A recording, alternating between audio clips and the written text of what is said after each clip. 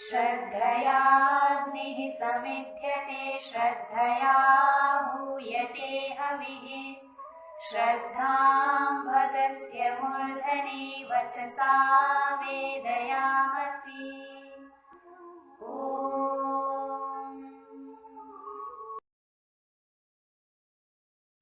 नमस्ते जी।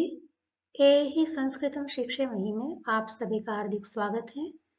आइए नई कक्षा आरंभ करने से पहले हम पिछली कक्षा की आवृत्ति कर लेते हैं।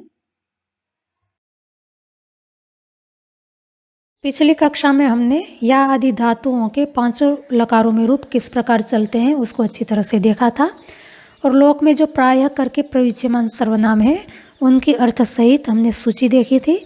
कुछ सर्वनामों से हम पहले से ही परिचित हैं, पर कुछ सर्वनाम नए थे।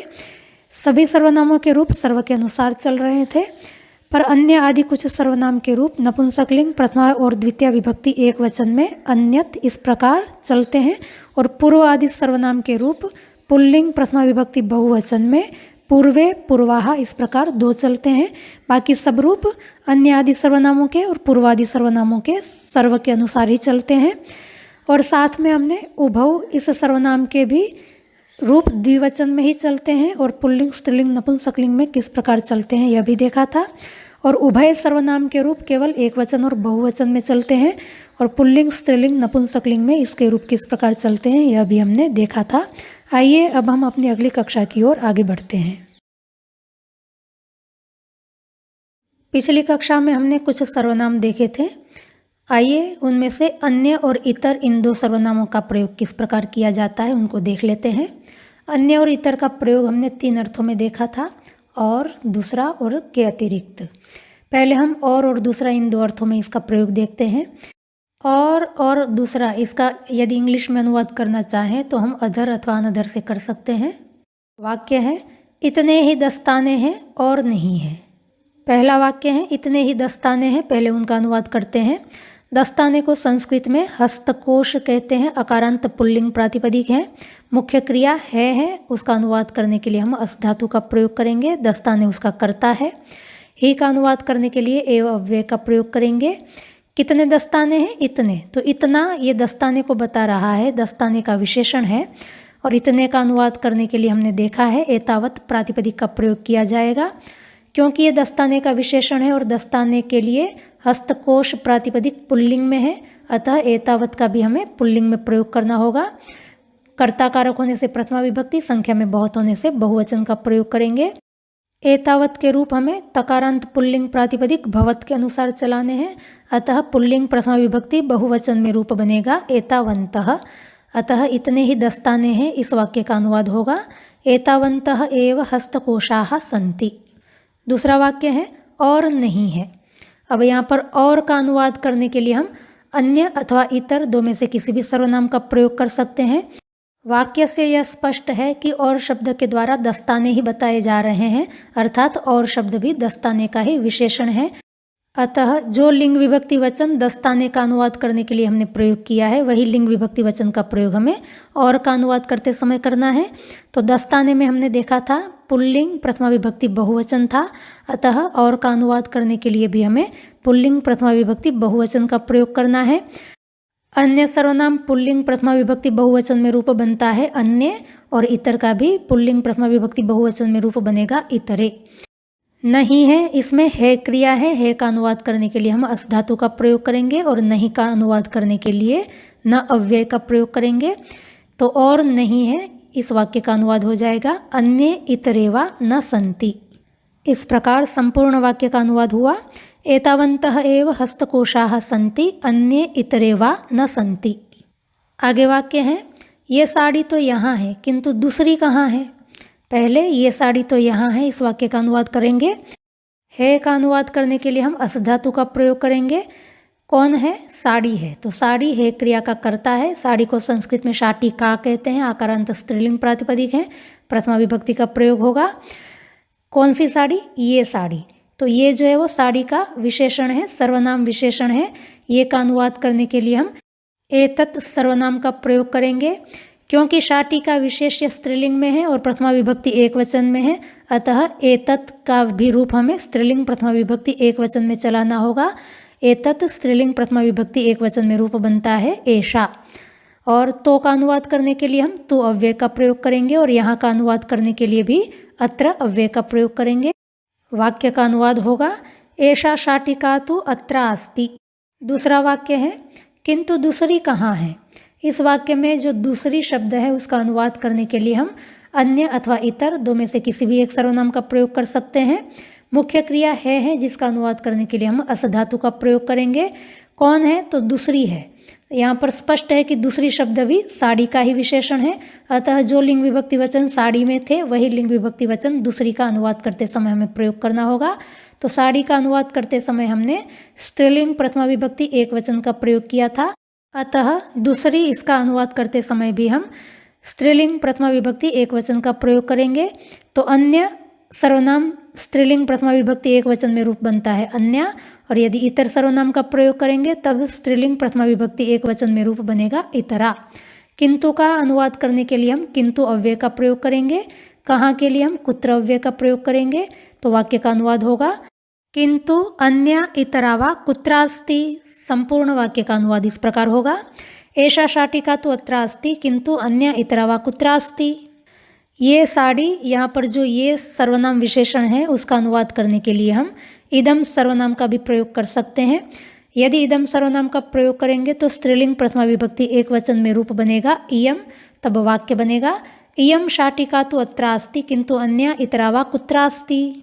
यदि वाक्य इस प्रकार हो ये साड़ी तो यहाँ है किंतु दूसरी साड़ियाँ कहाँ हैं, तो आप इस वाक्य में देखें दूसरी साड़ियाँ, साड़ियाँ यहाँ साक्षात शब्द में पड़ा हुआ है, दूसरी शब्द साड़ियों का विशेषण बना हुआ है और साड़ियाँ क्योंकि संख्या में बहुत हैं अतः दूसरी इसका अनुवाद करते समय अब हम प्रथमा विभक्ति बहुवचन का प्रयोग करेंगे। ये ध्यान रखना है। यदि साड़ियाँ वाक्य में नहीं होता तो सर्वनाम हमेशा पूर्व में प्रयुक्त जो नाम शब्द होते हैं उनका ही परामर्श करते हैं, उनको ही बताते हैं, अतः उनके विशेषण के रूप में ही इनका प्रयोग किया जाता है।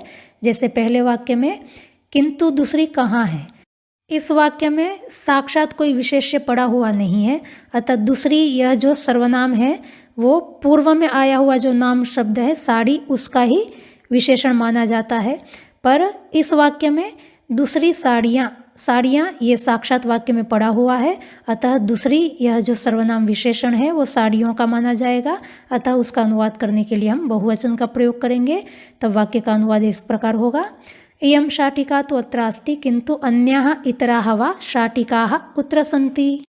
तो इस बात का हमेशा ध्यान रखेंगे कि सर्वनाम यदि उसके साथ कोई विशेष्य पड़ा हुआ है तो उसकी विशेषता को बताएंगे, उसके विशेषण माने जाएंगे, और यदि सर्वनाम के साथ कोई विशेष्य नहीं पड़ा हुआ है तो उससे पूर्व में आया हुआ जो नाम शब्द है उनकी विशेषता बताएंगे। थोड़ा ध्यान देने पर यह बात अच्छी तरह से आपको समझ में आ जाएगी। आगे वाक्य है हेलीकॉप्टर दुर्घटना में एक ही बचा है बाकी सब जल के खाक हो गए।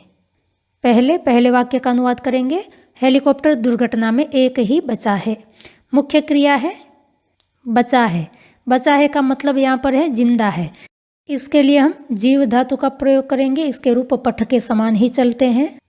कौन बचा है, एक बचा है, तो एक जो है वो बचना इस क्रिया का कर्ता है और वाक्य से यह स्पष्ट है कि एक जो है वो कोई पुरुष है, स्त्री नहीं है, अतः इसका अनुवाद करते समय हम पुल्लिंग में इसके रूप चलाएंगे।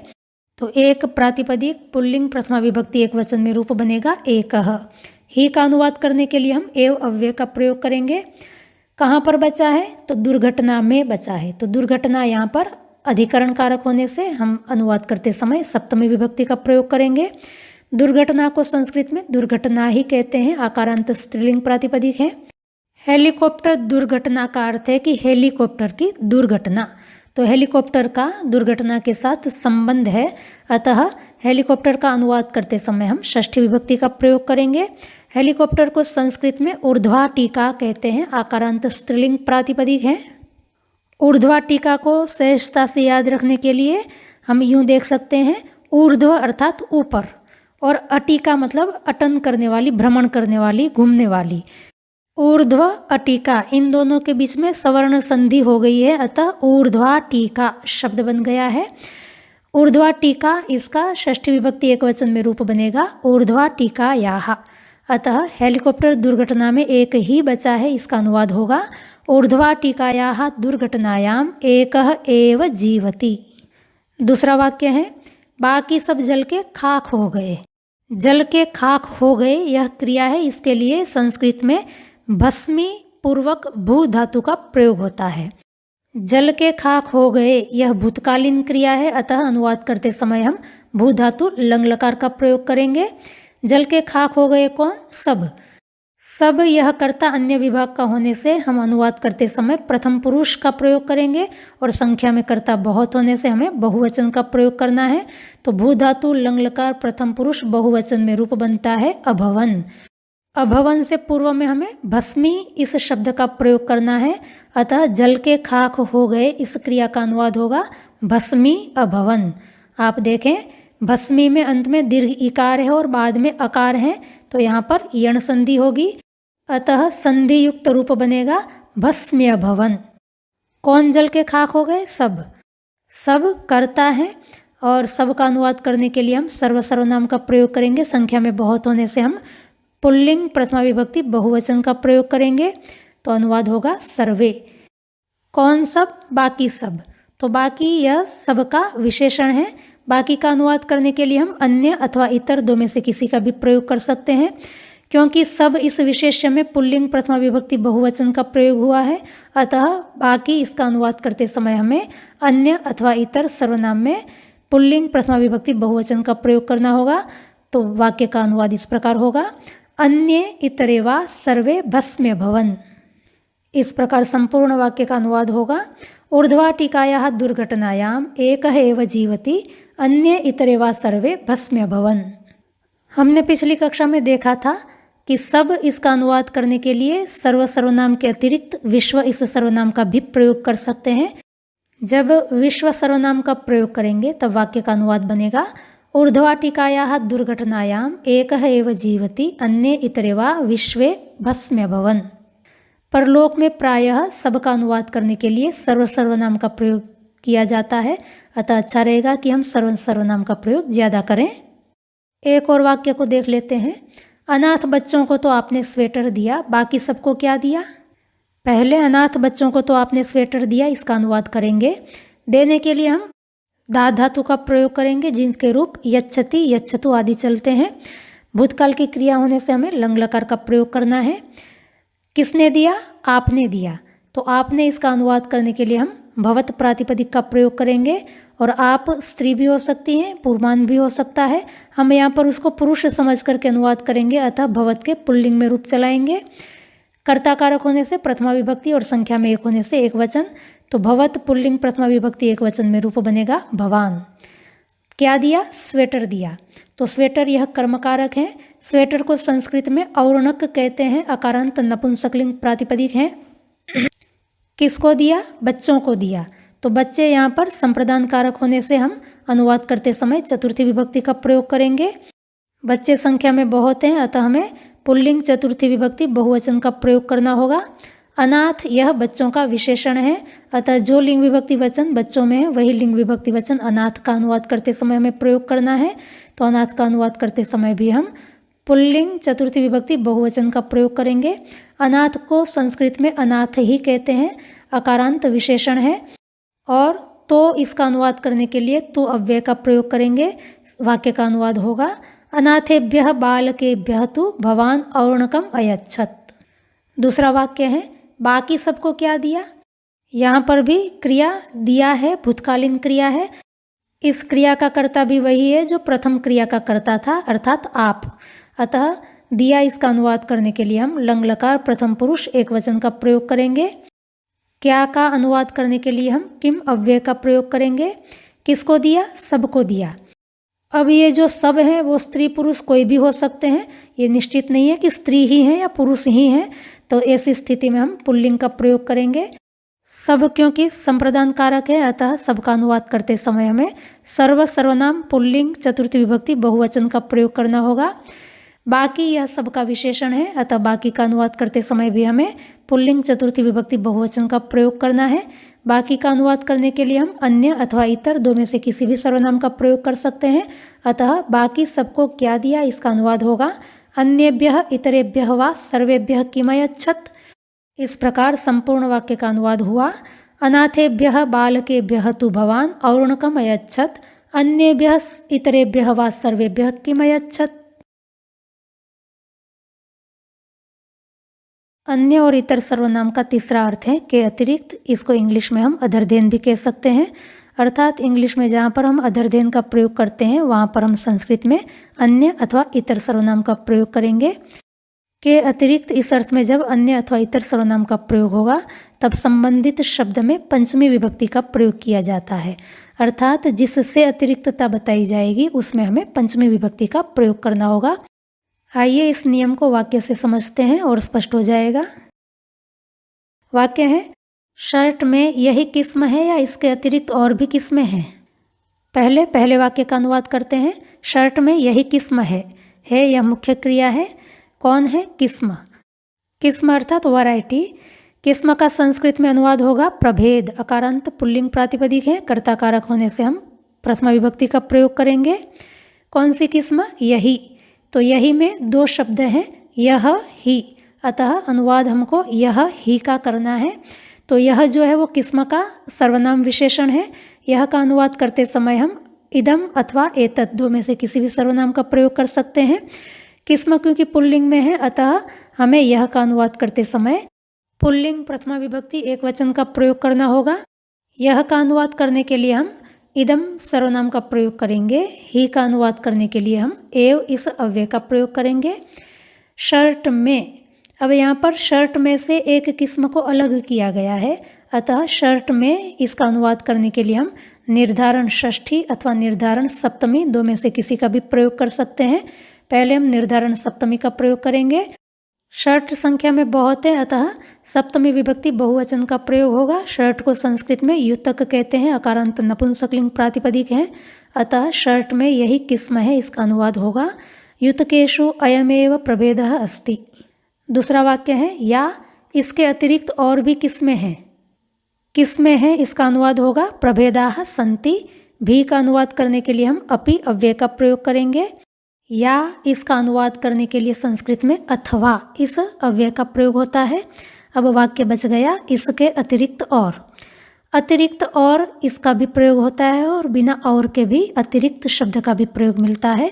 पर यदि किसी से अतिरिक्तता बताई जा रही है तो अतिरिक्त और अथवा अतिरिक्त इसका अनुवाद करने के लिए हम अन्य अथवा इतर सर्वनाम का प्रयोग करेंगे।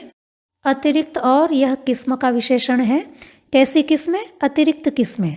अतः जो लिंग विभक्ति वचन किस्म का अनुवाद करते समय हमने प्रयोग किए हैं वही लिंग विभक्ति वचन अतिरिक्त और का अनुवाद करते समय अन्य अथवा इतर सर्वनाम में हमें प्रयोग करना होगा।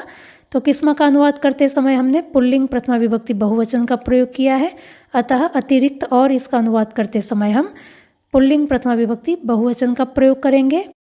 अतः अतिरिक्त और भी किस्में हैं इसका अनुवाद होगा अन्य इतरेवापि प्रभेदाः सन्ति। किससे अतिरिक्तता बताई जा रही है? इससे। इस सर्वनाम के द्वारा पूर्व वाक्य में आए हुए किस्म शब्द को बताया जा रहा है, अतः यह सर्वनाम किस्म का विशेषण कहलाएगा। पहले हम यत और तत् वाले वाक्य देख चुके हैं, तो यह वाक्य भी उसके अंतर्गत ही आएगा। जो नियम यत और तत् में लगते थे वही नियम यहाँ पर भी लगेंगे। यत और तत् में नियम था कि जो लिंग और वचन यत में होते हैं वही लिंग और वचन तत् में प्रयोग किए जाते हैं, तो यहाँ पर भी नियम रहेगा।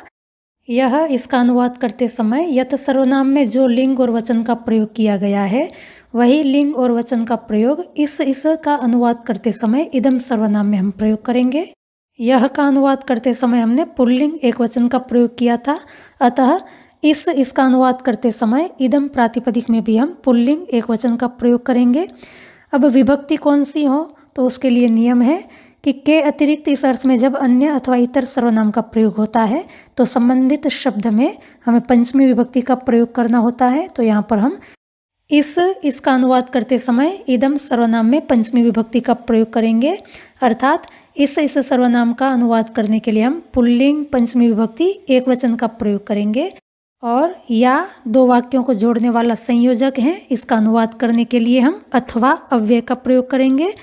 तो या इसके अतिरिक्त और भी किस्में हैं, इस वाक्य का अनुवाद होगा अथवा अस्मात् अन्य इतरेवा अपि प्रभेदाः सन्ति। इस प्रकार संपूर्ण वाक्य का अनुवाद हुआ। युतकेषु अयमेव प्रभेदः अस्ति अथवा अस्मात् अन्य इतरेवा अपि प्रभेदाः सन्ति। जब भी वाक्य में अतिरिक्त शब्द आए तब इस बात का अवश्य ध्यान रखना है कि यदि किसी से अतिरिक्तता बताई जा रही है तभी हमें अतिरिक्त इसका अनुवाद करते समय अन्य अथवा इतर सर्वनाम का प्रयोग करना है। यदि किसी से अतिरिक्तता नहीं बताई जा रही है, सामान्य विशेषण के रूप में ही अतिरिक्त शब्द का प्रयोग हुआ है, तब हम अन्य अथवा इतर शब्द का प्रयोग नहीं करेंगे। तब अतिरिक्त का अनुवाद करने के लिए संस्कृत में अतिरिक्त शब्द का ही प्रयोग होता है। सामान्य रूप से जब अतिरिक्त शब्द आता है तब इसका अर्थ होता है एक्स्ट्रा। जैसे वाक्य है, मेरी जेब में हमेशा एक अतिरिक्त पेन रहती ही है। इस वाक्य में मुख्य क्रिया है रहती है। रहती है या होती है दोनों एक ही अर्थ वाले हैं, अतः हम यहाँ पर भू धातु का प्रयोग करेंगे। ही का अनुवाद करने के लिए एव अव्यय का प्रयोग करेंगे। क्या रहती है? पेन रहती है। पेन को संस्कृत में लेखनी कहते हैं, कर्ता कारक है। कैसी पेन? अतिरिक्त पेन। तो यहाँ पर अतिरिक्त शब्द पेन का विशेषण है। यहाँ पर किसी से अतिरिक्तता नहीं बताई जा रही है, सामान्य रूप से अतिरिक्त शब्द का विशेषण के रूप में प्रयोग हुआ है। तो ऐसी स्थिति में अतिरिक्त का अर्थ होता है एक्स्ट्रा। और इस अतिरिक्त शब्द का अनुवाद करने के लिए हमें संस्कृत में अतिरिक्त विशेषण का ही प्रयोग करना है। पेन इसका अनुवाद करते समय हमने स्त्रीलिंग प्रथमा विभक्ति एकवचन का प्रयोग किया है, अतः अतिरिक्त इस विशेषण का प्रयोग करते समय भी हमें स्त्रीलिंग प्रथमा विभक्ति एकवचन का प्रयोग करना होगा। एक भी पेन का विशेषण है, अतः एक का अनुवाद करते समय भी हमें स्त्रीलिंग प्रथमा विभक्ति एकवचन का प्रयोग करना होगा। तो एक अतिरिक्त पेन रहती ही है, इसका अनुवाद होगा एका अतिरिक्ता लेखनी भवत्येव। शेष वाक्य का अनुवाद होगा हमेशा। इसका अनुवाद करने के लिए हम सर्वदा अव्यय का प्रयोग करेंगे। कहाँ रहती है? जेब में। जेब को संस्कृत में वस्त्रपूट कहते हैं। पुल्लिंग नपुंसकलिंग दोनों लिंग में इसके रूप चलते हैं। अधिकरण कारक होने से सप्तमी विभक्ति का प्रयोग करना है। किसकी जेब में? मेरी जेब में। मेरी इसका जेब के साथ संबंध है, अतः मेरी इसका अनुवाद करते समय हमें अस्मद षष्ठी विभक्ति एकवचन का प्रयोग करना है। संपूर्ण वाक्य का अनुवाद होगा मम वस्त्रपूटे सर्वदा एका अतिरिक्ता लेखनी भवत्येव। एक और वाक्य देख लेते हैं। उसके अतिरिक्त भी एक पुस्तक थी, वो कहाँ है? इस वाक्य में आप देख सकते हैं किसी से अतिरिक्तता बताई जा रही है, अतः अतिरिक्त का अनुवाद करते समय हमें अन्य अथवा इतर दो में से किसी एक सर्वनाम का प्रयोग करना होगा। वाक्य की मुख्य क्रिया है थी। थी का अनुवाद करने के लिए हम अस धातु लंग लकार का प्रयोग करेंगे। कौन थी? पुस्तक थी। पुस्तक थी क्रिया का कर्ता है और एक पुस्तक का विशेषण है। भी का अनुवाद करने के लिए हम अपि अव्यय का प्रयोग करेंगे। अतिरिक्त यह पुस्तक का विशेषण है। अब पुस्तक के लिंग विभक्ति वचन है नपुंसकलिंग प्रथमा विभक्ति एकवचन, अतः अतिरिक्त का अनुवाद करते समय हमें अन्य अथवा इतर सर्वनाम में नपुंसकलिंग प्रथमा विभक्ति एकवचन का प्रयोग करना होगा। हमने अन्य के रूप चलाते समय देखा था नपुंसकलिंग प्रथमा विभक्ति एकवचन में रूप बनता है अन्यत और इतर का बनेगा इतरत। अतः अतिरिक्त भी एक पुस्तक थी, इसका अनुवाद होगा अन्यत इतरत्वा अप्येकम पुस्तकम आसीत। किससे अतिरिक्तता बताई जा रही है? उससे। तो उस इस सर्वनाम का अनुवाद करने के लिए हम तत्प्रातिपदिक का प्रयोग करेंगे और पंचमी विभक्ति का प्रयोग होगा, अतः उसके इसका अनुवाद होगा तस्मात्। संपूर्ण वाक्य का अनुवाद होगा तस्मात् अन्यत इतरत्वाप्येकम पुस्तकम आसीत। दूसरा वाक्य है वो कहाँ है? वो इससे पुस्तक बताई जा रही है, अतः जो लिंग विभक्ति वचन पुस्तक का अनुवाद करते समय हमने प्रयोग किए हैं वही लिंग विभक्ति वचन वो का अनुवाद करते समय तत्सर्वनाम में प्रयोग करने होंगे। तो वो कहाँ है? इसका अनुवाद होगा तत्कुत्रास्ति।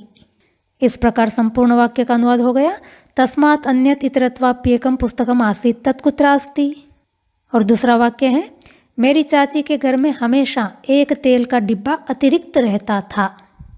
आप यहाँ पर देखें अतिरिक्त शब्द का प्रयोग हुआ है पर किसी से अतिरिक्तता नहीं बताई जा रही है, अतः यह अतिरिक्त शब्द एक्स्ट्रा अर्थ वाला है। इसका अनुवाद करने के लिए हमें अतिरिक्त शब्द का ही प्रयोग करना है, अन्य अथवा इतर सर्वनाम का प्रयोग नहीं करना है। इस वाक्य की मुख्य क्रिया है रहता था। तो हमने पहले देखा हुआ है कि भूतकाल में कोई क्रियाएं आदतन जब हम करते हैं तो उसका अनुवाद करने के लिए हम लट लकार के साथ स्म अव्यय का प्रयोग करते हैं। तो यहाँ पर भी हमें लट लकार के साथ स्म अव्यय का प्रयोग करना है।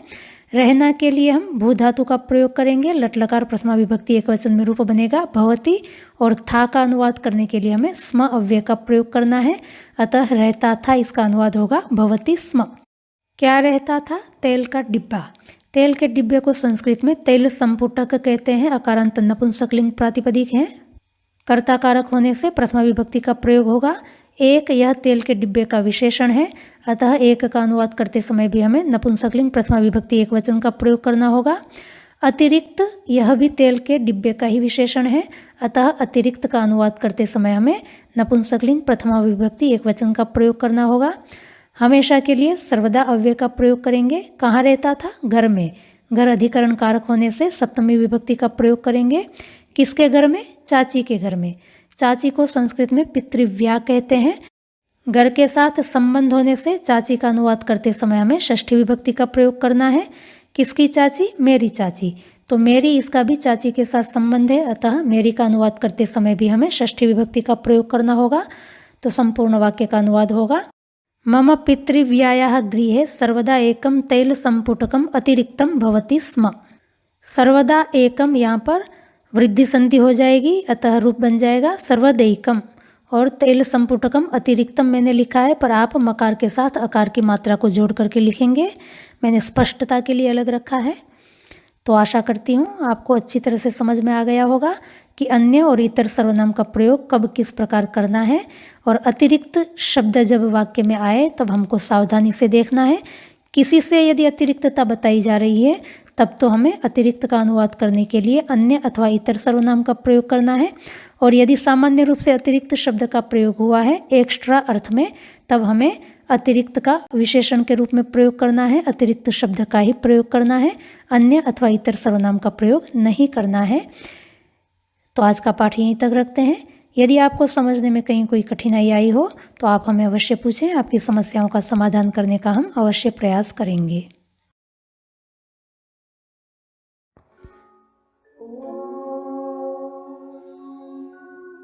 श्रद्धां प्रातर्हवामहे श्रद्धां मध्यं दिनं परि श्रद्धां सूर्यस्य निमृचे श्रद्धे श्रद्धापये